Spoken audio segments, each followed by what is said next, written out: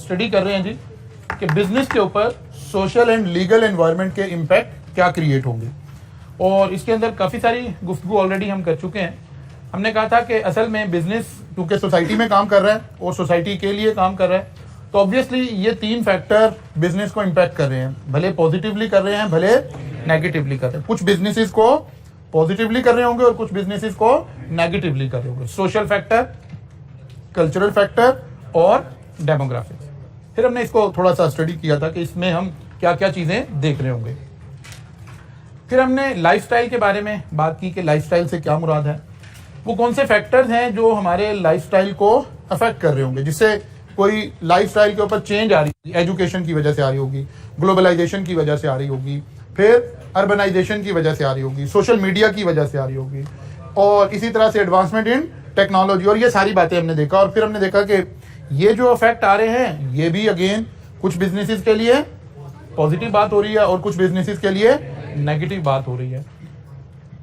फिर हम और आगे चले, हमने कुछ सोशल वैल्यूज का जिक्र किया और हमने कहा कि एक्चुअली तो क्या बातें हैं जी, परमिसिबल क्या बातें हैं, प्रोहिबिटेड क्या है, एक्सेप्टेबल क्या है, अनडिजायरेबल क्या है। ये माशरती लिमिट्स हैं, ठीक है ना, ये बाउंड्रीज डिफाइन कर रही हैं कि क्या चीजें परमिसिबल है, मींस अलाउड है इस सोसाइटी में। अगर हम ऐसा कर रहे होंगे तो कोई बुरा नहीं मान रहा होगा, सबको पता है कि ये बात तो अलाउड है। क्या चीजें प्रोहिबिटेड हैं, मना है। प्रोहिबिटेड का लफ्ज जब हम यूज करते हैं तो इसका मतलब होता है किसी भी सर्कमस्टांसिस में अलाउड नहीं है, ठीक है ना, किसी भी सर्कमस्टांसिस में अलाउड नहीं है। जैसे ये जो फॉरेन फंडिंग का केस है, ठीक है, फॉरेन फंडिंग के केस में प्रॉब्लम क्या है, प्रॉब्लम ही यही है कि कोई भी पॉलिटिकल जमात किसी कंपनी से या किसी फॉरेनर से फंड नहीं ले सकती और वो प्रोहिबिटेड है, किसी भी सर्कमस्टांसिस में नहीं लिए जा सकते। हाँ, इंडिविजुअल से लिए जा सकते हैं अगर वो पाकिस्तानी है, फिर बाहर से भी लिए जा सकते हैं, लेकिन अगर कोई इदारा हो, कोई कंपनी हो, तो वो इवन लोकल किसी कंपनी से भी फंड नहीं लिए जा सकते। ये प्रोहिबिटेड की डेफिनेशन में आती है। तो प्रोहिबिटेड का लफ्ज हम वहीं इस्तेमाल करते हैं जिसका मतलब होता है किसी भी सर्कमस्टांसिस में अलाउ नहीं है। और अगर एक लफ्ज रिस्ट्रिक्टेड का इस्तेमाल हो रहा हो तो इसका मतलब होता है कि अलाउ हो जाएंगे अगर आप कंडीशंस को पूरा कर लेंगे, ठीक है, कंडीशन क्राइटेरिया मीट करेंगे तो अलाउ हो जाएंगे, अदरवाइज अलाउ नहीं होंगे। तो यहाँ लफ्ज परमिसिबल का मतलब है सबको अलाउ है, प्रोहिबिटेड का मतलब है किसी सूरत ये बात इस माशरे में एक्सेप्टेबल नहीं है, और कुछ चीज़ें एक्सेप्टेबल हैं और कुछ चीज़ें अनडिजायरेबल हैं। हमने कहा कि इन सारी बातों के भी या पॉजिटिव इफेक्ट आ रहे होंगे या नेगेटिव इफेक्ट आ रहे होंगे। और एक बिजनेसमैन को करना क्या है, अपनी पॉलिसीज को, अपनी प्रोडक्ट्स को, अपनी मार्केटिंग की पिच को इन नॉर्म्स के अंदर अंदर रहकर उसने एस्टैब्लिश करना है। कुछ सोसाइटी के ऐसे मामला होंगे जो बड़े सेंसिटिव मामला होंगे, ठीक है ना, तो इसका मतलब है ये प्रोहिबिटेड एरिया होगा बिजनेसेस के लिए, तो उन्हें कुछ भी हो रहा हो उस तरह के मामला में उन्होंने इन्वॉल्व नहीं होना, ठीक है ना। जैसे हम अगर पाकिस्तानी कल्चर की बात करें तो अल्हम्दुलिल्लाह हमारी कंट्री के अंदर अल्लाह के नबी से मोहब्बत हमारा एक खासा है, ठीक है ना। तो ये वाली बात कोई कंपनी इशारतन भी खुदा ना खास्ता इस तरफ कोई बात करेगी तो उसके बिजनेस की ईंट से ईंट बजा देंगे लोग। इसका मतलब है ये बिजनेसेस को सोचना पड़ेगा कि ये प्रोहिबिटेड एरिया है, इसमें नहीं मैं घुस सकता। इस तरह की कोई बात हो रही हो तो मैं उसको कहीं सपोर्ट डायरेक्टली इनडायरेक्टली किसी भी तरीके से मेरा लिंक उससे ना बन जाए। प्रोहिबिटेड एरिया है सोशल वैल्यूज के अंदर, ठीक है। लेकिन हम देखते हैं कि बाकी मुसलमान ममालिक में उतना ज्यादा प्रोहिबिटेड एरिया नहीं है। तो हमें कल्चर देखना पड़ेगा, कहाँ क्या कल्चर है, क्या नाम है, तो हमें देखना पड़ेगा। हमें अपनी प्रोडक्ट्स, अपनी पॉलिसीज, अपनी मार्केटिंग की पिच, ये सारी चीजें इसके साथ अटैच करनी पड़ेंगी।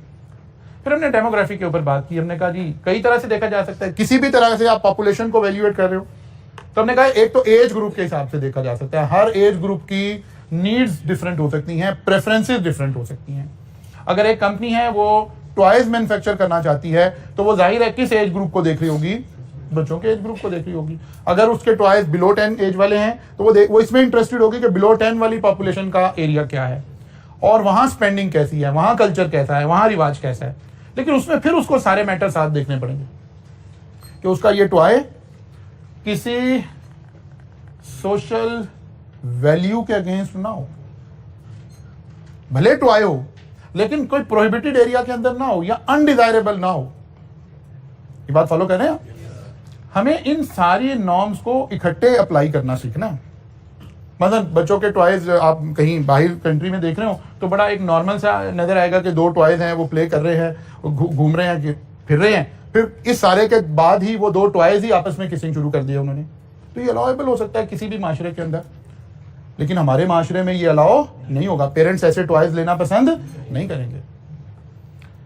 इसलिए हमें एज ग्रुप की प्रेफरेंसेस के साथ फिर दोबारा वापस जाकर देखना पड़ेगा कि कल्चरल सोशल नॉर्म से हमारा इवन टॉय भी तो नहीं टकरा रहा। अनडिजायरेबल, ठीक है ना, ये अनडिजायरेबल हो गया कि यार ये ऐसा ना होता, इस सारे टॉय के अंदर ये इवेंट ना होता तो ज्यादा बेटर था। एक गेम आपने लॉन्च की, वो भी टॉयज में ही आ गया, लेकिन उस गेम के अंदर कोई ऐसा, फिर वही कोई ऐसे पेरेंटल जो ऑब्जर्वेशन है उसके अंदर की कोई बात हो रही है, तो अगर पेरेंट्स को पता चलेगा तो लाइक नहीं कर रहे होंगे। इसका मतलब फिर बिजनेस को देखना पड़ेगा कि उन्हीं नॉर्म्स के अंदर अपनी पॉलिसीज, अपनी प्रोडक्ट्स, अपनी चीजें सारी उसके अंदर बनानी पड़ेंगी। पेरेंट्स खुद जो मर्जी कर रहे हो, नमाज पढ़ते हो ना पढ़ते हो, वो चाहते हैं हमारे बच्चे अच्छे मुसलमान हो, उन्हें दुआएं याद हो, उठने की भी दुआ याद हो, सोने की भी दुआ याद हो, खाने की भी दुआ याद हो। पेरेंट्स की ख्वाहिश ऐसे ही है। इसका मतलब है कोई ऐसे टॉयज हों जो ये चीजें बता रहे हों, पेरेंट कहेंगे हाँ यार ये बड़ा अच्छा टॉय है यार, इससे ये काम भी हो जाएगा। क्योंकि आजकल पेरेंट खुद टाइम नहीं देना चाहते ना, चाहते हैं गेम ही ये सारे काम कर दे। अच्छा जी, तो इसका मतलब है एज ग्रुप में हमारी प्रेफरेंसेस, ये जो सारा कुछ हो रहा है, इसके बावजूद हमें सोशल नॉर्म्स को भी साथ लेकर चलना है। जेंडर, फिर हमने कहा कि बहुत सारी प्रोडक्ट्स हैं जहां जेंडर से डेविएशन आ रही है। हमने गाड़ियों की एग्जांपल्स ली, हमने मोबाइल्स की एग्जांपल्स ली। अच्छा, इसके बाद इन दो से निकल के आप होम अप्लायंसेस में आ जाएं। अब होम अप्लायंसेस में दूसरे जेंडर की प्रेफरेंसेस नजर आएंगी। जी ओवन कैसा होना चाहिए, एसी कैसा होना चाहिए, जी फलां चीज कैसी होनी चाहिए। ये अब सेकंड जेंडर क्या आ रहा होगा कि उनकी प्रेफरेंसेस होंगी। हम कह रहे होंगे एज फॉर एज कूलिंग कर रहा है तो ठीक है, लेकिन वो कह रहे हैं नहीं तो मेरे जोड़े से इसका कलर ही नहीं मैच हो रहा। तो इसलिए प्रेफरेंसेस का फर्क हमें नजर आता रहेगा। अच्छा जी, फिर हमने कहा कि इसके सारे के साथ साथ हमें और क्या देखना है, एथनिसिटी भी देखना, यानी लैंग्वेज, वैल्यू, रिलीजन, ओरिजिन, हसब, नसब, ये क्योंकि हमारा मानना ये कि ये सारी बातें भी हमारी प्रेफरेंसेस के ऊपर अफेक्ट कर रही है। ठीक है, तो ये डेमोग्राफिक के एतबार से भी हम इवैल्यूएट करेंगे जी। ओरिजिन से भी, यानी हम ऐसे कहिए, हम कहते हैं ना जी हम पाकिस्तान में आए हुए हमें कितना अरसा हो गया, 70-75 साल हो गए। आज भी हम कहाँ फंसे हुए हैं, ये महाजिर है, ये फलां है, ये उर्दू स्पीकिंग है। फिर उर्दू स्पीकिंग के अंदर फिर देखना शुरू करते हैं कि इस बंदे का ओरिजिन कहाँ से है। बिकॉज जो कल्चर है ना, जो वैल्यूज हैं, वो समटाइम कुछ जगहों के साथ अटैच हैं। जैसे इंडियंस आज भी देख रहे होते हैं, हम भी अगर किसी बंदे की बात कर रहे हो तो हम कहते हैं ये कहाँ से पढ़ा हुआ है। उस वक्त कहते थे अलीगढ़ से पढ़ा हुआ है। मीन्स मोस्ट सोफिस्टिकेटेड इंसान होगा, बोलेगा तो जस्टिस वजीउद्दीन की तरह बोलेगा कि एक एक लफ्ज मोतियों की तरह पिरोकर बोलेगा। ठीक है ना, और चलें बात आप बुरी लगेगी, आगे चलते हैं। ठीक है ना, तो हमें अब जैसे हम यहाँ देखते हैं, हम कहते हैं अच्छा यार ये कहाँ से पढ़ा हुआ है, ये एच ई सोनियन है जी, ये फलां जगह से पढ़ा हुआ है पूरी। इसी तरह पैदाइश का ओरिजिन भी देखा जा रहा होता है। ये सब चीजें असल में इम्पैक्ट क्रिएट कर रही हैं किसी भी पर्सन की प्रेफरेंसेस के ऊपर, बाकी चीजों के ऊपर। अच्छा जी, आगे चलें। फिर वेल्थ की डिस्ट्रीब्यूशन के ऊपर हमने बात की थी। फिर हमने कहा था ये तो बहुत ज्यादा लिंक है, खास तौर पर हम प्रोडक्ट कौन सी बनाते हैं, उन कंपनीज को देखने की बहुत ज्यादा जरूरत है। जो लग्जरी प्रोडक्ट्स बनाने वाली कंपनीज हैं, उनकी टारगेट मार्केट और है, उनकी टारगेट ऑडियंस और है, उनका सब कुछ और है। उन्हें इतना वॉल्यूम रिक्वायर्ड भी नहीं है। वो नहीं चाहते कि जो लग्जरी प्रोडक्ट बनाने वाले हैं वो ये नहीं चाह रहे कि रश लगा हुआ और बुरा हाल हो, नहीं। वो तो चाहते हैं सोफिस्टिकेटेड से चंद लोग आए, दिन में 5-7 2-4 कस्टमर आए, बस हम उन्हें एंटरटेन कर ले, दैट्स इट। वो तो चाहती नहीं कि रश लगा हुआ। तो इसके हिसाब से हमें देखना पड़ेगा कि यार कौन से ग्रुप को हम हाईलाइट कर रहे हैं। हाई इनकम ग्रुप की प्रोडक्ट बना रहे हैं, मिडिल की बना रहे हैं, लोअर मिडिल की बना रहे हैं, या बिल्कुल लोअर ग्रुप की बना रहे हैं। ऑब्वियसली इससे बहुत ज्यादा फर्क पड़ेगा। इससे हमारी सारी पॉलिसीज रिवाइज होंगी। इससे हमें अपनी एडवर्टीजमेंट भी देखनी पड़ेगी और ये भी देखना पड़ेगा चीज बिक कहाँ रही है। एक ब्रांड जो है वो कहता है यार नहीं हमारी प्रोडक्ट तो हमारे ही आउटलेट खुलेंगे, वहीं सेल होगी, और हम कोई जरा थोड़े से सोफिस्टिकेटेड अच्छे आउटलेट बनाएंगे, ऐसे थोड़े कि कहीं भी हमारी प्रोडक्ट पड़ी हुई होगी। तो ये सारी चीजें हमें देखनी पड़ रही होंगी बिजनेसेस के अंदर। ये सारी बातें हमारे बिजनेस को इम्पैक्ट कर रही होंगी। फिर हमने एजुकेशन की बात की थी कि जैसे जैसे तालीम बढ़ेगी तो कुछ बिजनेसेस के ऊपर इसका पॉजिटिव इफेक्ट आएगा और कुछ बिजनेसेस के ऊपर इसका नेगेटिव इफेक्ट आएगा। मतलब अगर हम कहें कि जी तालीम में भी खास तौर पे हम कहें कि यार हेल्थ रिलेटेड अवेयरनेस बढ़ गई है इस माशरे में, तो इसका मतलब है खैर मनानी चाहिए सारे फास्ट फूड वाले लोगों को, पिज्जा वाले लोगों को, ये सारे लोगों को, एनर्जी ड्रिंक वाले लोगों को, बेवरेजेस इंडस्ट्री को। अगर हेल्थ अवेयरनेस जनरेट कर दी तो ये सारे इंडस्ट्री के लिए तो प्रॉब्लम क्रिएट हो जाएगी। अच्छा जी, फिर हमने बात की थी, यहां पहुंच गए थे हम, यहां से हमने आज फर्दर डिस्कशन को आगे लेकर चलना है कि लॉ एंड ऑर्डर का हमारे बिजनेस पर क्या फर्क पड़ेगा। जी जी यहीं से, लेकिन हमें शुरू यहीं से करना है जी।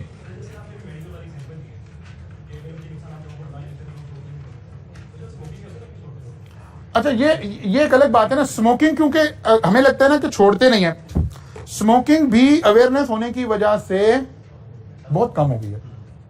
अगर आप रिलेटिव टर्म में देखें, मसलन जब हम आपकी एज में थे तो जो हमारे बुजुर्ग थे, हमारे जो चचा ताया और ये वाला सर्कल था, उसमें गुड 60-70% लोग स्मोकिंग करते थे। आज जिन बच्चों के हम चचा ताया हैं, हम 70% लोग स्मोकिंग नहीं कर रहे हैं। यंग जनरेशन दोबारा कर रही है, ज्यादा हो गई है। अच्छा, हो सकता है यंग जनरेशन में फिर ये रिवाज, रोजे भी नहीं रखते, उसके लिए फिर हम एक दिन क्लास पढ़ाने की बजाय रोजे के फजाइल बयान करने की कोशिश करते हैं, ताकि रोजे अफ्तारी करा के रोजे की तरगीब देने की कोशिश करते हैं। यह भी बात सही है। अच्छा जी, लॉ एंड ऑर्डर। अच्छा, ये बात हम असल में जाहिर है इसे एज अ मैक्रो इम्पैक्ट बात हो रही है, समटाइम हम इसे माइक्रो के ऊपर देखकर, अपने चंद दोस्तों को देखकर बात कर रहे हैं। फिर दोबारा इस बात को आपने अच्छा सवाल किया, मैं इसको फिर लिंक करूं।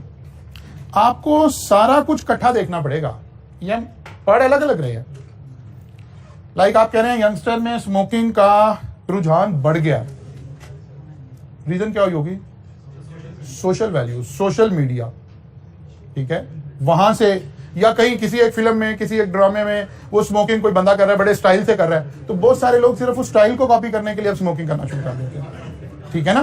तो ये सारी वैल्यूज को हमें इकट्ठा देखना पड़ेगा कि कहां कहां इंपैक्ट आ रहा है, जिसका ये इंपैक्ट हमारा ट्रांसलेट होना शुरू हुआ।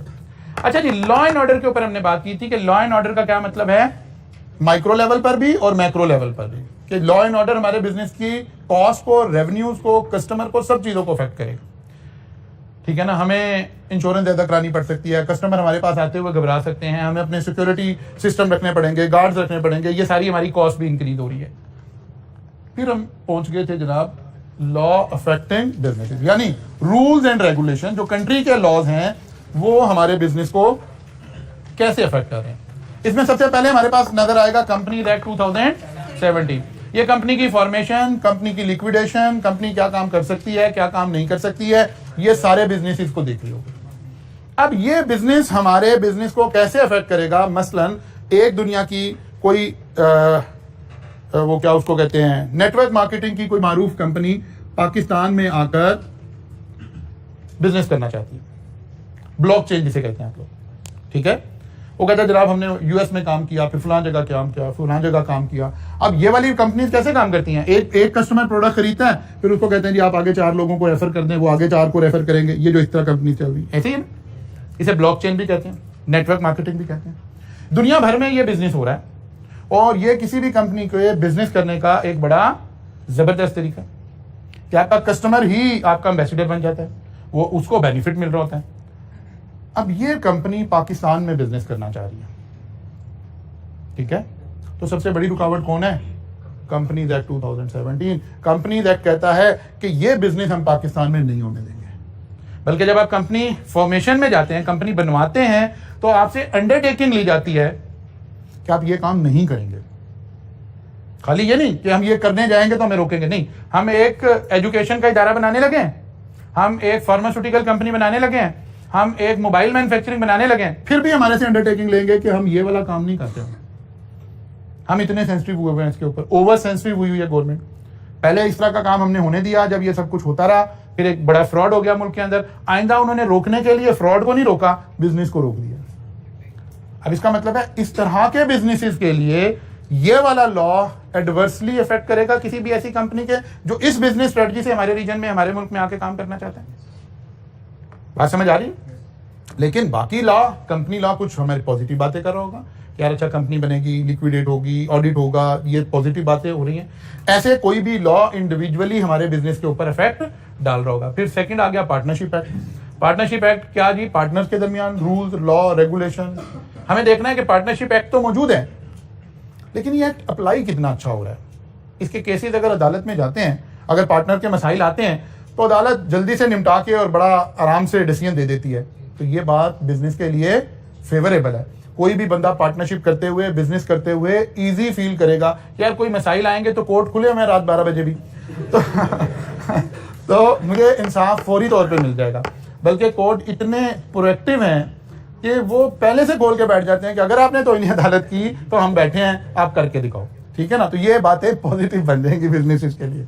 बात समझ आ रही है। और अगर पता चले कि पार्टनरशिप से रिलेटेड एक मसला गया है, अब 20 साल उसको जनाब उस मसले को हैंडल होने में लग रहे हैं, तो बंदा कहेगा यार यहाँ तो फंस गए तो बड़ा बुरा होगा। Positive and negative. फिर एम्प्लॉयमेंट से रिलेटेड लॉज, ये वाले लॉज, इनकी एप्लीकेशन, मतलब कह ली मिनिमम वेज अप्लाई होता है, तो ये नेगेटिव है बिजनेस के लिए। इसका मतलब है इतनी तनख्वाह तो हमें देनी पड़ेगी। या वर्किंग कंडीशन के लॉज अप्लाईज होते हैं। वर्किंग कंडीशन के लॉ क्या है कि यार एक बेसिक एनवायरनमेंट आप प्रोवाइड करेंगे, टेम्परेचर ये होगा, फैसिलिटीज ये होंगी, इतने घंटे से ज्यादा आप काम नहीं करवा सकते वर्कर से, तो इससे हमारी बिजनेस की कॉस्ट क्या हो रही होगी, बढ़ रही होगी, इंक्रीज होगी। इसी तरह से ये सारी बातें यहां से हमने आगे देखना है। हेल्थ एंड सेफ्टी के लॉज। हेल्थ एंड सेफ्टी के लॉज क्या करते हैं, ये रूल्स एंड रेगुलेशन डिफाइन करते हैं about minimum health and safety requirements that employ must provide in their place of business and their for their employ. के basic health आपने देखा होगा, जो भी मल्टीनेशनल कंपनीज हैं, आईसीआई वगैरह है, बाकी कंपनीज, अगर कभी वहां जाने का इत्तेफाक होगा, जब आप अल्लाह खैर के आर्टिकल्स में जाएंगे और इदारों में जाएंगे, तो आप देखेंगे कि फौरन से नजर आता है कंपनी के कल्चर का डिफरेंस नजर आता है। आप आईसीआई में जाएंगे, आपको हर तरफ हेल्थ एंड सेफ्टी फर्स्ट नजर आएगी। अगर वर्कर कहीं जा रहा है तो उसका हेलमेट पहनना जरूरी है, ये चीज पहनना जरूरी है, ये करना जरूरी है। अब जाहिर है ये सब कुछ करने के ऊपर कॉस्ट भी तो खर्च होगी। इसका मतलब है अगर हेल्थ एंड सेफ्टी के लॉज इंप्लीमेंट किए जा रहे हैं, एनफोर्स किए जा रहे हैं, तो ये बिजनेस के लिए पॉजिटिव बात नहीं है, एम्प्लॉइज के लिए पॉजिटिव बात है। बिजनेस के लिए पॉजिटिव नहीं, बिजनेस की तो कॉस्ट आ रही है, ठीक है ना। मसलन रूल बन जाए कि जी वापडा को हेल्थ एंड सेफ्टी के कवानीन को 100% अप्लाई करना पड़ेगा, तो फिर उसे हर वर्कर को बेल्ट प्रोवाइड करनी पड़ेगी, ग्लव्स प्रोवाइड करने पड़ेंगे, हेलमेट प्रोवाइड करना पड़ेगा, ताकि जब वो बेचारा ट्रांसमिशन लाइन के ऊपर चढ़ रहा है तो उसको करंट ना लगे, उसकी जान को खतरा ना हो। लेकिन यहाँ तो कोई पूछने वाला नहीं है, वो कहते जी बिस्मिल्लाह चढ़ जाओ, कुछ नहीं होता। और वो लोग भी यूज टू होते हैं उस सारे, उससे वो भी काम कर रहे होते हैं। जैसे ही हेल्थ एंड सेफ्टी के रूल्स अप्लाई होंगे किसी भी मुल्क में, तो बिजनेस को काम करने के लिए दुश्वारी आना शुरू हो जाएगी। कोई भी कारोबार, मतलब एक छोटी सी एग्जांपल है, ये जो शहर के अंदर स्टीमर्स लगे हुए होते हैं पोल्स के साथ, ये बिजनेस ही है ना, जो बना रहे हैं, लगा रहे हैं, ये बिजनेस है। लेकिन क्योंकि हेल्थ एंड सेफ्टी का कोई कानून अवेलेबल नहीं है, वो बेचारे बच्चे रात को आते हैं, पोल्स पे चढ़ जाते हैं और बैनर लगा देते हैं। उनके पास कोई हेल्थ एंड सेफ्टी की कोई चीज अवेलेबल नहीं होती। और बहुत दफा ऐसा होता है कि इन बच्चों को बेचारों को करंट पड़ जाता है और ये बेचारे परेशान हो जाते हैं, समटाइम लॉस ऑफ लाइफ तक बात चली जाती है। लेकिन अगर मुल्क में ये कानून इंप्लीमेंट कर दिया जाए कि नहीं नहीं यार भाई ठीक है, हम पोल्स के ऊपर जो बैनर लगवा रहे हैं, ये पहली बात है, लगने चाहिए नहीं लगने चाहिए, ये एक अलग बात आ गई, क्योंकि गवर्नमेंट तो इससे रेवेन्यू ले रही होती है, टैक्स ले रही होती है, तो गवर्नमेंट लगवाएगी।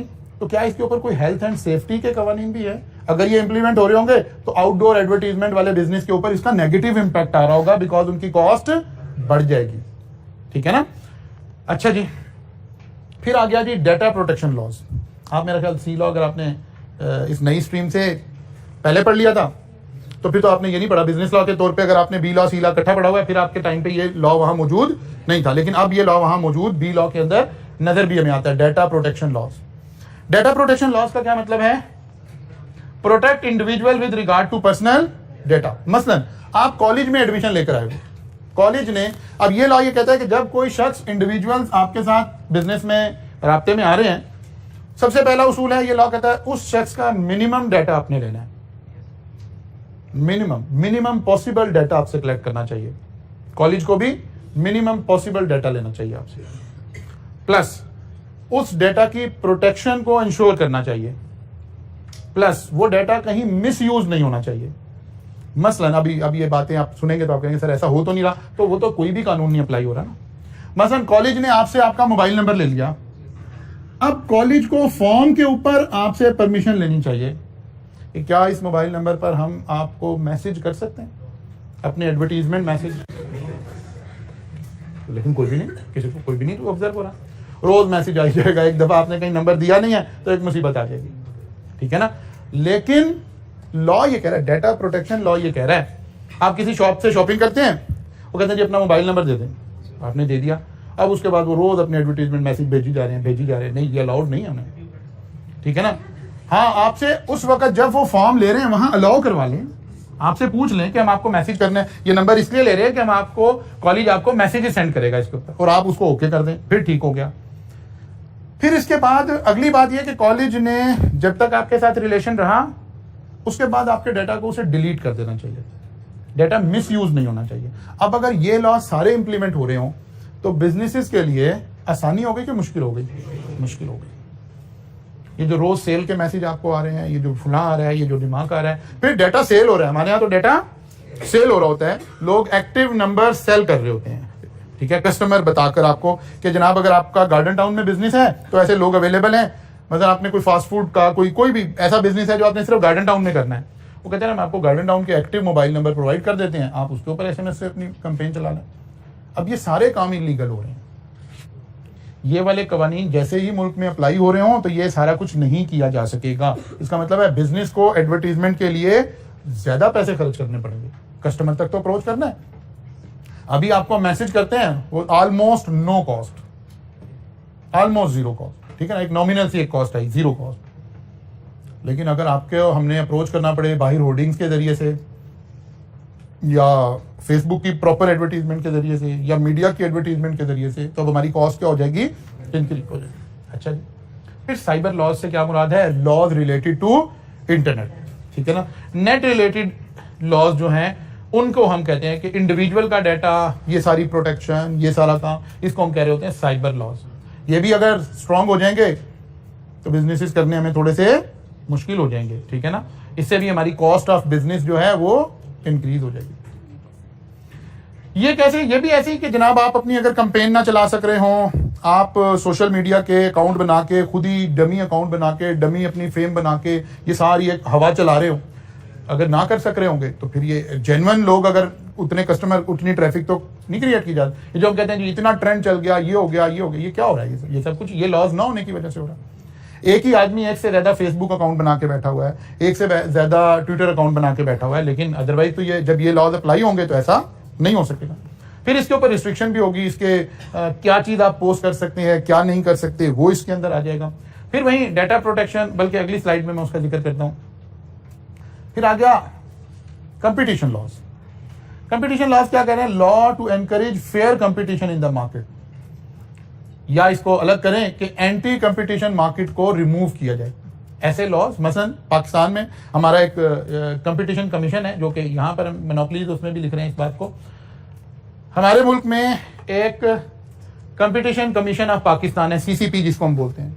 ये रेगुलेट करता है बहुत सारी चीजों को।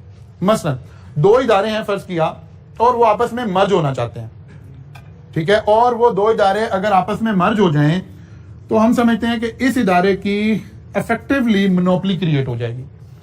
तो ये लॉ कहता है कि ये इदारे आपस में मर्ज नहीं हो सकते, ठीक है, या अगर मर्ज होना है तो उससे पहले फिर ये परमिशन लेंगे, जैसे जैज एंड वारिद। अब जैज एंड वारिद बगैर रेगुलेटर के खुद से मर्ज नहीं हो सकता था, ठीक है। रेगुलेटर ने इसको मर्ज किया, फिर उसने कोई अपनी कंडीशन लगा दी होंगी, फिर कुछ कर दिया होगा, फिर ये मर्जर होगा। लेकिन अगर कोई छोटे इदारे हैं वो दो आपस में मर्ज हो जाए तो उससे कोई इतना ज्यादा फर्क नहीं पड़ेगा। आप किस किस को मर्ज करना चाह रहे हैं जी? राइस को, वो तो डी मर्ज हुए हैं भाई, आप मर्जर की बात कर रहे हैं, अभी तो डी मर्ज हुए हैं। डी मर्ज होने का मतलब हुआ कंपटीशन बढ़ गया। अब यहीं से ही समझें, कंपटीशन बढ़ गया, कस्टमर का फायदा हुआ, नुकसान हुआ? फायदा हुआ कस्टमर का। हाँ, कस्टमर का फायदा हुआ ना, इसीलिए तो ये लॉ एग्जिस्ट करते हैं, इसीलिए तो ये लॉ एग्जिस्ट करते हैं कि अगर आप लोगों को कंपटीशन कम करना अलाउ कर देंगे, ऐसे इदारे आपस में मर्ज हो जाएं और फिर वो कहें यार अब तो हम जो मर्जी, अब तो हम ही रह गए हैं एक दो लोग, या कार्टेल बना लें, तो लॉ इसी को तो कह रहा है कि ये वाले काम आप नहीं कर सकते, ठीक है ना। हर वो पॉलिसी जिससे कंपटीशन रिड्यूस होगा, लॉ इस लॉ के जरिए उसको देखेगा कि कहीं आप कंपटीशन रिड्यूस तो नहीं कर रहे हैं, बिकॉज लॉ चाहता है कंपटीशन मार्केट में बढ़े। इसके लिए हमारे पास कंपटीशन ऑर्डिनेंस 2007 भी मौजूद है, यहां लिखा हुआ है कंपटीशन क्या है, कौन से इदारे मर्ज हो सकते, और फिर हमारे पास competition commission of Pakistan available है जो इस सारी बातों को देख रहा होता है। अगरचे बहुत अच्छे तरीके से नहीं देख रहा होता, लेकिन बहरहाल देख रहा होता है। फिर यहीं पर हमारे मुल्क में ये लॉज भी अवेलेबल हैं, जब आप बी लॉ नेल बच्चे जो पढ़कर आ रहे हैं वो इसको पढ़कर भी आ रहे हैं कि अगर आपने मार्केटिंग करनी है तो मार्केटिंग के अंदर आप क्या क्या दावे कर सकते हैं और क्या दावे नहीं कर सकते। क्या आप मार्केटिंग, अपनी प्रोडक्ट की मार्केटिंग तो करें लेकिन कोई फेक क्लेम ना कर रहे हो। और ये इदारा, आप बहुत सारी ऐसी हमें एडवर्टीजमेंट नजर आती हैं टीवी की, जिनकी एडवर्टीजमेंट की वजह से उन कंपनीज को बहुत बहुत फाइन हुआ। रीजन, उन्होंने यहां जो रूल्स एंड रेगुलेशंस लिखे हुए हैं उनको फॉलो नहीं किया। कोई ऐसा क्लेम कर दिया जो, या किसी दूसरी प्रोडक्ट को डिग्रेड कर दिया और दूसरी प्रोडक्ट ने उठाकर ये केस यहां लेकर चले गए, तो फिर ये सारे इस कैटेगरी के अंदर आ रहे होंगे। ये इसका मतलब है ये सारी चीजें बिजनेसेस के लिए तो कॉस्ट ही बढ़ा रही है, ठीक है ना। अगर ये लॉज मुल्क में होंगे तो इससे बिजनेस को थोड़ा सा कॉस्ट इंक्रीज होगी। मोनोपोली क्रिएट नहीं कर सकते आप ओवर प्राइसिंग नहीं चार्ज कर सकते, इस तरह का, या एंटी कोल्यूजन रेगुलेशंस हैं। एक है मर्जर कर लें, मर्जर का मतलब है लीगली कर लिया, एंटी कोल्यूजन का मतलब है इलीगली, सीक्रेटली आपने डिसाइड कर लिया। सारे सीएस के कॉलेजेस इकट्ठे हो जाएं, उन्हें कहें यार ये बड़ा बच्चों ने फायदा उठा लिया हमारे आपस के कंपटीशन की वजह से, अब ऐसी की तैसी सब लोग एक हो जाओ और ये प्राइस हमने चार्ज करनी है, इससे कम प्राइस कोई भी नहीं चार्ज करेगा। यहां फॉल करेगा, ठीक है ना, यहां फॉल करेगा कि अगर आप आपस में कार्टेल बना लें, जैसे ये सीमेंट वाले करते हैं, जैसे ये शुगर वाले करते हैं, या अगर हम इंटरनेशनल उस पर देखें तो जैसे ये ओपेक की कंट्रीज करती हैं कि आपस में कार्टेल बना के डिसाइड कर लेते हैं कि ये प्राइस चार्ज हो रही होगी, तो ये सब यहां फॉल कर रहा होगा। इसका मतलब है अगर इस तरह के कवानीन आ गए हैं तो ये भी हमारे बिजनेस में हमें सुपर प्रॉफिट अर्न नहीं करने देंगे। तो इसका मतलब है ये भी शायद नेगेटिव साइड पर हम इसको देख रहे होंगे। फिर आ गया जी प्राइस कंट्रोल, कि जनाब अगर शहबाज शरीफ की हुकूमत आ गई और प्राइस कंट्रोल के ऊपर काम शुरू कर दिया, या कोई भी हुकूमत आ गई और उसने कहा कि नहीं, जो स्टेटेड प्राइस है इस पर आप चीजें सेल करेंगे और इससे ज्यादा प्राइस पर आप चीजें सेल नहीं कर सकते। अब हमने फॉर नथिंग ना कुछ लॉज बना रखे हैं, कुछ ऐसे लॉज बना रखे हैं कि जो बस हमने बना रखे हैं, शायद उससे ब्यूरोक्रेसी बेनिफिट उठाती है। मसलन मैं एक छोटा सा आपको लॉ बताता हूँ, ये जो बेवरेजेस हैं, कोल्ड ड्रिंक है, कोल्ड ड्रिंक अपनी प्राइस से ज्यादा सेल नहीं की जा सकती। एक शेड्यूल है। मसलन आजकल कोल्ड ड्रिंक वो जो शीशे वाली बोतल होती है कितने की आती है? 25 रुपए की, चले जितने की भी आती है 25 रुपए की आती है। लेकिन आप किसी रेस्टोरेंट में जाएं, यही बोतल आपको कहीं 50 की मिलेगी, कहीं 60 की मिलेगी, कहीं 100 की मिलेगी, डिपेंड करता है आप कैसी जगह पर गए। अच्छा, अब फूड के साथ तो वो जो मर्जी प्राइस, यानी एक डील बनाकर जो मर्जी प्राइस चार्ज कर लें। लेकिन ये फूड इंस्पेक्टर क्या करते हैं, जब इन्हें थोड़ा सा इन लोगों को खींचना हो, खींचने से मतलब है कि मैं फूड इंस्पेक्टर हूं, मैं फैमिली के साथ शाम को चाह रहा हूं कि आज यहाँ डिनर कर लूं, तो मैं क्या करूंगा, एक बंदा भेजूंगा, उसे कहूंगा एक ड्रिंक दे दो। जब ये ड्रिंक मुझे चार्ज करेगा ना 100 रुपए की, तो शाम को मैं इसका चलान कर दूंगा कि तुमने ड्रिंक जो है ये ओवर स्टेट करके बेच दी है। अब वो कहेगा अच्छा, उसे समझ आ जाएगी चलान का मतलब क्या है, ठीक है ना। तो हमने इस तरह के बहुत सारे कवानीन बना के रख रखे हैं जिनका कोई फायदा नहीं है, ना वो कहीं इंप्लीमेंट होते, लेकिन बने हुए हैं। अब आप अज्यूम करो कि अगर हम ये कहें कि ये इंप्लीमेंट होना शुरू हो गया, तो इसका मतलब है ये सारे रेस्टोरेंट्स वालों को आइंदा कोल्ड ड्रिंक 25 रुपए की देनी पड़ेगी। तो उनके बिजनेस पर नेगेटिव इंपैक्ट आएगा कि एक 20 रुपए की बोतल को, जिसमें बाकी चीजों में तो हम कहते हैं ना चले यार इसने कोई वैल्यू ऐड की है, इसमें तो कोई वैल्यू ऐड नहीं किया है, लेकिन उसने 25 रुपए वाली बोतल आपको 100 रुपए की दे दी है, 150 रुपए की दे दी है, डिपेंडिंग कहां आप बैठे हुए थे। इन सारे बिजनेसेस के लिए इन लॉज का इंप्लीमेंट होना क्या हो जाएगा, एडवर्स हो जाएगा, कि आप प्राइस ज्यादा चार्ज नहीं कर सकेंगे। अगर गवर्नमेंट सारे हॉस्पिटल के लिए एक रेगुलेशन बना दे, आप देखते हैं हॉस्पिटल के अंदर भी बेतहाशा लोगों के साथ ज्यादती हो रही है कि एक रूम का रेंट जो है वो लाहौर में 50,000 तक चला जाता है पर डे, बल्कि इससे ज्यादा भी चला जाता है। मैं अभी दरमियानी उसकी किसी हॉस्पिटल में खुदा ना खास्ता आपको ऑपरेशन करवाना पड़ गया, सर्जरी के लिए आप गए, तो रूम, प्राइवेट रूम का रेंट 50,000 रुपीज पर डे। ये कोई पीसी होटल में ठहरने आ गए हैं, क्या हो गया है, कोई पूछने वाला नहीं है। लेकिन अगर पता चले कि गवर्नमेंट ने एक रेगुलेशन बना दी है कि कोई भी हॉस्पिटल मैक्सिमम रूम का रेंट जो है कोई गवर्नमेंट एक डिफाइन कर दे, लाइक 15,000 है जी, तो इस सारी इंडस्ट्री के लिए ये रेगुलेशन क्या हो जाएगी, एडवर्स हो जाएगी। यह सवाल में बताया जाए कि प्रीवियसली 15,000 था, लेकिन इस बजट में गवर्नमेंट ने बढ़ा के इसे 25,000 कर दिया है। ऐसे हमें सिनेरियो में देखना पड़ रहा होगा कि गवर्नमेंट की कोई पॉलिसी अगर प्राइस कंट्रोल से रिलेटेड किसी बिजनेस पर आई है तो वो कैसे आ रही है। पोल्ट्री के अंदर कोई बिजनेस है, कोई भी ऐसा बिजनेस जहां पे कोई थोड़ी सी प्राइस का कोई कंट्रोल, कोई मैकेनिज्म अवेलेबल हो। जी, दोनों देखने के जो इस वक्त चेंज आई है उसका पॉजिटिव इंपैक्ट हुआ है कि मसलन अगर तो पहले जैसे अगर हम करंटली आज की बात करें तो हमारे यहाँ गवर्नमेंट ने ये डिफाइन नहीं किया हुआ कि डॉक्टर ने प्राइवेट प्रैक्टिस में बैठकर फी क्या चार्ज करनी है, कहीं डिफाइन नहीं है लीगली।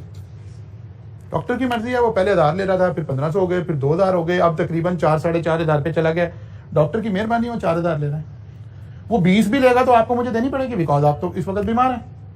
लेकिन क्या सोसाइटी के किसी लॉ ने कहीं कोई काम किया है? कोई काम नहीं किया।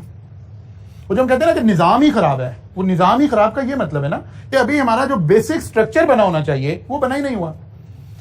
2-3 चीजें तो ऐसी है ना जिसको पुराने उसमें चले जाए, रस्तू के जमाने में चले जाए, तो वहां वो कह गए थे ये बातें कि यार ये चीजें बिजनेस नहीं हो सकती सोसाइटी में। हेल्थ, एजुकेशन, लेकिन मैं खुद उसका बेनिफिशियरी हूं, ठीक है। हमारे यहाँ सबसे बड़ा बिजनेस कौन सा है? Health, education. जी सॉरी, क्या कह रहे हैं? गुनाह मिलेगा। गुनाह कहाँ, लोग डर रहे हैं अभी, अल्लाह से नहीं डर रहे अभी फिलहाल, ठीक है ना। लोग अनफॉर्चुनेटली अल्लाह से डरे तो फिर तो सबसे अच्छा रेगुलेशन तो अल्लाह ही बना देगा ना, लेकिन उससे तो नहीं डरे। अल्लाह से डरा रहे हैं हम, डर नहीं रहे हैं ये बात भी याद रखिएगा। अच्छा, तो मैं ये कह रहा हूं कोई रूल अवेलेबल नहीं है, कोई रेगुलेशन अवेलेबल नहीं है, जो मर्जी आप फी चार्ज कर लें। अगर तो सिनेरियो एग्जामिनर ने ये क्रिएट किया और फिर उसने कहा लेकिन जनाब एक बड़ी चेंजिंग गवर्नमेंट आई है और उसने आके रूल्स बना दिए हैं कि डॉक्टर मैक्सिमम फीस 1500 रुपया ले सकता है पर पेशेंट।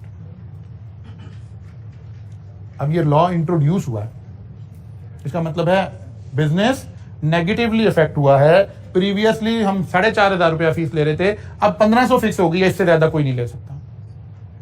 इस साल हम, अगर ये वाले साल का सवाल आएगा तो हम ऐसे कमेंट कर रहे होंगे, लेकिन अगर इससे अगले वाले साल का आए कि गवर्नमेंट ने रियलाइज किया है कि डॉक्टर की फी 15000 है, लेकिन अब हम अलाउ कर रहे हैं कि 2500 चार्ज कर लें, अब इस साल में जब हम कमेंट कर रहे होंगे तो पॉजिटिव कमेंट कर रहे होंगे, ठीक है ना। तो प्राइस कंट्रोल ये वाली पॉलिसीज भी हमारे बिजनेस को इधर पॉजिटिवली और नेगेटिवली इफेक्ट कर रही है। फिर आ गया जी कंज्यूमर प्रोटेक्शन। कंज्यूमर प्रोटेक्शन का क्या मतलब है? Legislation that aim to protect customer consumer goods and services. यानी आपके राइट्स क्या हैं, क्या मतलब, वारंटीज का क्लेम कैसे होता है, आफ्टर सेल सर्विसेज के क्या रूल्स है मुल्क में, चीजें अगर आपने बेचनी है तो फिर उसके बाद आप उसे चेंज करेंगे कि नहीं चाहिए, कोई लेजिस्लेशन क्या है यहाँ पर।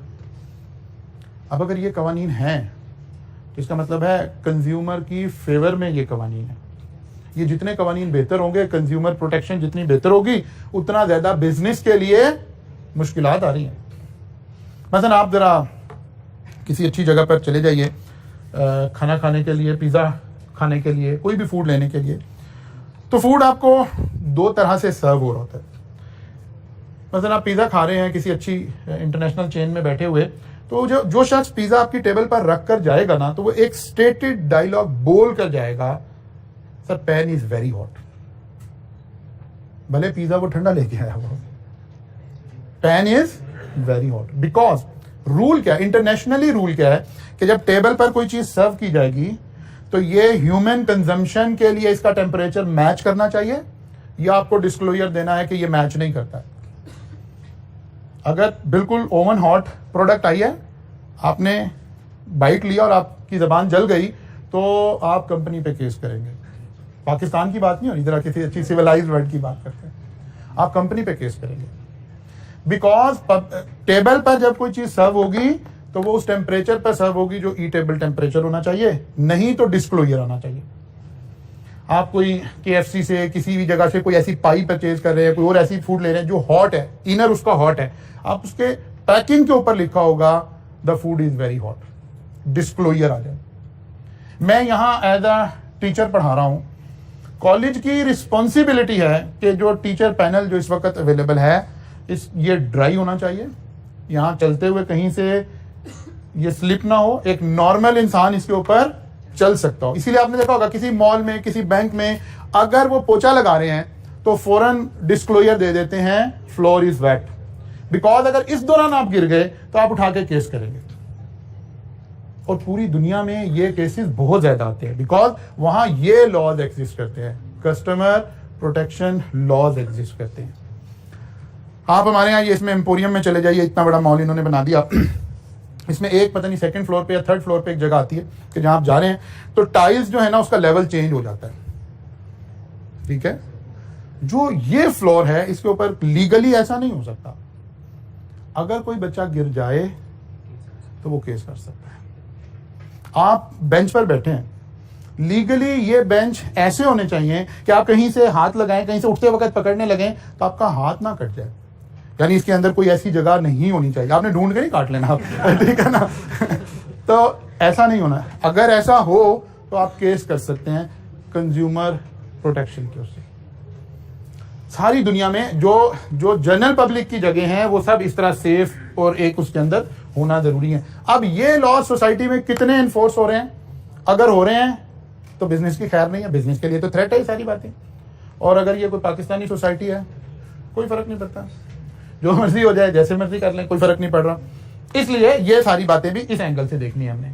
सेल ऑफ गुड्स, यानी ये एक सेल्स ऑफ गुड एक्ट है 1930, आपको पढ़ाया नहीं जाता, लेकिन बहरहाल ये भी क्या बता रहा होता है कि चीजें सेल होने के बाद कस्टमर के राइट क्या हैं, बिजनेसमैन की रिस्पॉन्सिबिलिटीज क्या हैं। ये लॉ जितना इंप्लीमेंट होगा बिजनेस के लिए उतना ही कॉस्ट बढ़ रही होगी। कॉपीराइट्स, आप सारों ने नाम सुना हुआ वहीद बुक डिपो का? अगर कॉपीराइट सही तरह अप्लाई कर दिए जाएं तो वहीद बुक डिपो के साथ क्या होगा? खराब हो जाएगा। उसे तो आप जो मर्जी किताब दें, उसे इसकी कॉपी बना दो, वो कॉपी बना देता है आपको। वो सोचता ही नहीं है कि यार भाई ये लीगली है, ठीक है कि गलत है। इसका मतलब है अगर कॉपीराइट्स को अप्लाई किया जाए तो कुछ लोगों के लिए फेवर होगा और कुछ लोगों के लिए नुकसानदेह होगा। मतलब वो टीचर्स जिनकी किताबें हैं बिकती हैं उनके लिए बड़ी जबरदस्त बात है कि अब कॉपीराइट्स आ गए हैं मुल्क में, उनके बिजनेस के लिए तो बड़ी अच्छी बात हो गई है, पब्लिशर्स के बिजनेस के लिए तो बड़ी अच्छी बात हो गई है। लेकिन वो जो फोटोकॉपी शॉप बना के बैठे हुए थे कॉलेज में, आप ऊपर चले जाएं, उसे कोई किताब दें, उसे कह इसकी कॉपी कर दो, आपको कॉपी कर देगा। क्यों कर देगा? बिकॉज कॉपीराइट्स उस तरह से अप्लाई नहीं हो रहे। तो देखना फिर वही पड़ेगा कि यार किसकी बात हो रही है, पब्लिशर के बिजनेस की बात हो रही है तो कॉपीराइट्स अगर अप्लाई हो रहे हैं तो उसके लिए तो बेनिफिट की बात हो रही है। लेकिन अगर फोटोकॉपी शॉप्स के बिजनेस की बात हो रही है तो उनके लिए तो नुकसानदेह बात हो रही है। फिर आ गया जी पेटेंट। पेटेंट भी हम किसको कहते हैं? ये भी एक किस्म का समझें कि कॉपीराइट ही होता है, लेकिन ये डिजाइन का राइट होता है। जैसे मेरे हाथ में ये एक स्लाइड चेंजर है और ये लॉजिटेक का एक स्लाइड चेंजर है। लॉजिटेक चाहे तो इस स्लाइड चेंजर का पेटेंट करवा ले। पेटेंट का मतलब है अब बिल्कुल 100% सेम शेप का कोई और नहीं बना सकेगा। अगर ये कवानीन मुल्क में अप्लाई हो रहे हैं तो वो बिजनेसेस जो ओरिजिनल प्रोडक्ट सेल करते हैं उनके लिए फायदा होगा, वो बिजनेसेस जो कॉपीज बनाकर सेल करते हैं उनके लिए नुकसानदेह होगा। अगेन देखना पड़ेगा सवाल में हमें कि किसकी बात कर रहे हैं भाई, कौन से बिजनेस की बात हो रही है, ओरिजिनल वाले की बात हो रही है या कॉपी की बात हो रही है। फिर लाइसेंसेस, किसी बिजनेस को करने के लिए कोई लाइसेंस, कोई परमिशन रिक्वायर्ड हो। मसलन ऑडिट फर्म बनाने के लिए आईकैप से लाइसेंस जरूरी है, एक क्वालिफिकेशन, एक लाइसेंस का प्रोसेस। कोई मेडिकल स्टोर खोलने के लिए किसी लाइसेंस की जरूरत है, किसी डॉक्टर के लिए लाइसेंस की जरूरत है, ये सब लाइसेंसिंग का प्रोसेस आ गया। इसका मतलब है कुछ लोगों के लिए तो ये बेनिफिट की बात है। मसलन मेरे लिए ये बड़ी बेनिफिट की बात है कि कोई भी शख्स खड़ा होकर ऑडिट नहीं कर सकता, उसका चार्टर्ड अकाउंटेंट होना जरूरी है, फिर चार्टर्ड अकाउंटेंट के बाद उसे आईकैप से प्रैक्टिसिंग लाइसेंस लेना जरूरी है। तो मेरे शू में ये बात बेनिफिट में चली गई है, लेकिन कुछ लोगों के शू में ये बात नेगेटिव में चली गई है। मतलब हमारे ये जो एसीएमए वाले लोग हैं, जो हमारा ये इंस्टीट्यूट है, इनके लिए नेगेटिव है। हम दो इंस्टीट्यूट की लड़ाई किस बात की है? इसी बात की लड़ाई है। वो कहते हैं तकरीबन एक जैसी चीजें पढ़ते हैं, हमें भी ऑडिट के राइट्स दें। हम कहते हैं नहीं, आपको तो कभी भी नहीं देने ऑडिट के राइट। एक दफा कोई थोड़ी सी उनकी लॉबी बन गई थी, उन्होंने कोई 4-6 महीने के लिए बीच में एक ऑर्डिनेंस जारी करवा लिया प्रेसिडेंट से और ऑडिट के कुछ थोड़े से राइट ले लिए। तो फिर हम लोग एक्टिव हुए, यानी हमारा इंस्टीट्यूट एक्टिव हुआ और उन्होंने उस ऑर्डिनेंस को फिर लॉ नहीं बनने दिया। वो ऑर्डिनेंस वही 120 दिन के बाद एक्सपायर हो गया। तो देखना पड़ेगा कौन सा बिजनेस है। लाइसेंसिंग आगे जाकर हम चैप्टर 7 में पढ़ेंगे। लाइसेंसिंग की मदद से हम एक टर्म यूज करेंगे, एंट्री बैरियर। जहां लाइसेंसिंग इन्वॉल्व हो जाए वहां हर बंदा खड़ा होकर काम नहीं कर सकेगा। तो ये एग्जिस्टिंग बिजनेसेस के लिए बेनिफिट की बात हो सकती है। फिर एक ईज ऑफ डूइंग बिजनेस का जिक्र भी इस चैप्टर में आ रहा है। वो जो आपको पता है कि ये उसने वर्ल्ड बैंक ने एक कुछ की वेरिएबल्स डिफाइन किए हुए हैं कि अगर ये आप करें तो वहां एक डिफाइंड मार्क्स निकल आते हैं कि आपकी ईज ऑफ डूइंग बिजनेस बेहतर हो गया, यानी आपके मुल्क में एक इंडेक्स बना लिया हमने, उस इंडेक्स की मदद से मेजर करते हैं कि इस मुल्क में बिजनेस करना आसान है या मुश्किल है। और इसमें किस तरह की बातों को परखा जा रहा होता है, लाइक प्रॉपर्टी राइट्स क्या हैं, क्या कोई आदमी आकर जमीन लैंड खरीद सकता है, कोई भी आके, या नहीं खरीद सकता। Minimize the cost of resolving disputes, अगर कोई बिजनेस में डिस्प्यूट अराइज हो जाए तो कितने पैसे खर्च होते हैं, क्या ये मिनिमम कॉस्ट है या बहुत ज्यादा कॉस्ट है। Increase the predictability of economic, इस तरह की सारी चीजें, बल्कि यहां एक लिस्ट आएगी, ठीक है। इन चीजों को देख रहे होते हैं कि स्टार्टिंग बिजनेस के हवाले से क्या क्या मेजर लिए गए हैं, क्रेडिट के क्या हालात हैं मुल्क में, और कंस्ट्रक्शन का परमिट आसानी से मिलता है कि नहीं मिलता। जैसे मसलन अगर आप ये देखिए, आपने सोलर, अभी कुछ अर्सा पहले तक अगर आपको अपने घर पे सोलर इंस्टॉल करना था तो एक एनओसी इशू होता था वापडा से। अगर आप ऐसा सोलर लगाना चाहते हैं कि जिसको वो हम नेट मीटरिंग कहते हैं आजकल, कि आप अपने घर पे सोलर पैनल लगाएंगे, आप बिजली प्रोड्यूस करेंगे और ये बिजली वापडा को सेल कर देंगे। अच्छा, पहले आप खुद कंज्यूम कर लें, जो एक्स्ट्रा बिजली है वो वापडा को सेल कर ले, या आप ऐसा सोलर पैनल लगाएं कि आप खुद जीरो कंज्यूम करेंगे, सारी बिजली बनाएंगे और वापडा को सेल कर देंगे, और फिर वापडा से आप बिजली कंज्यूम करेंगे। मसलन मैंने इस महीने में अपने सोलर पैनल से 1000 यूनिट वापडा को दिए हैं और वापडा से 1200 यूनिट कंज्यूम किए हैं, तो मुझे 200 यूनिट का बिल आएगा, बाकी तो मेरे अपने यूनिट थे। अब ये काम करने के लिए गवर्नमेंट से आपको, यानी वापडा से आपको एनओसी लेना पड़ता था, जो एक मुश्किल काम था, पैसे भी लग रहे थे, सारा कुछ हुआ। अब गवर्नमेंट ने किया कि नहीं, इस लिमिट तक के लोगों को कोई एनओसी लेने की जरूरत नहीं है, और जाएं लगा लें।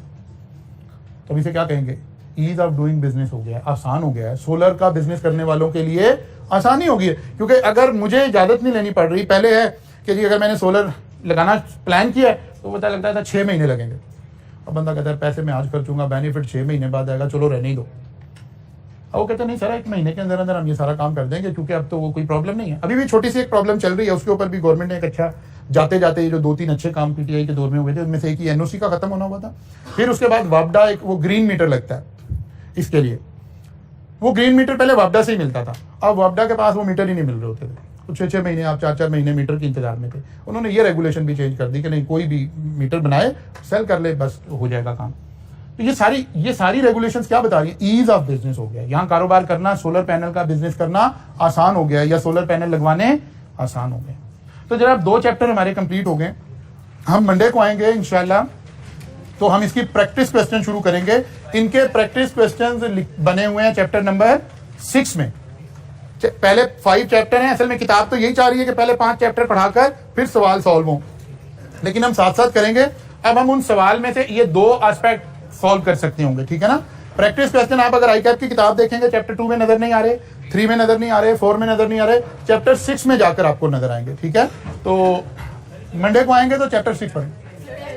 टेस्ट अगले वीक से शुरू होगा आपका, क्योंकि नहीं इस वीक नहीं होगा। एक्चुअली हमारा जो टेस्टिंग सिस्टम था, हमारी जो रूटीन की क्लास हो रही होती है उसमें हम 2nd वीक में टेस्ट लेते हैं। 2nd वीक का मतलब होता था 6 और 6 12 क्लासेस हो जाती थी। अब क्योंकि 3 डेज अ वीक चल रही हैं और अभी तक हम न्यूमेरिक पर गए नहीं हैं, किसी क्वेश्चन पर गए नहीं हैं, तो नेक्स्ट वीक में आपका टेस्ट होगा। हम पहले 3 दिन में इन दो चैप्टर का टेस्ट होगा, इन 2 चैप्टर का टेस्ट होगा। लेकिन पहले 3 दिन में जब हम आएंगे तो हम इसकी प्रैक्टिस कर चुके होंगे, फिर उसका टेस्ट करेंगे इंशाल्लाह। कौन से वाला बताइए।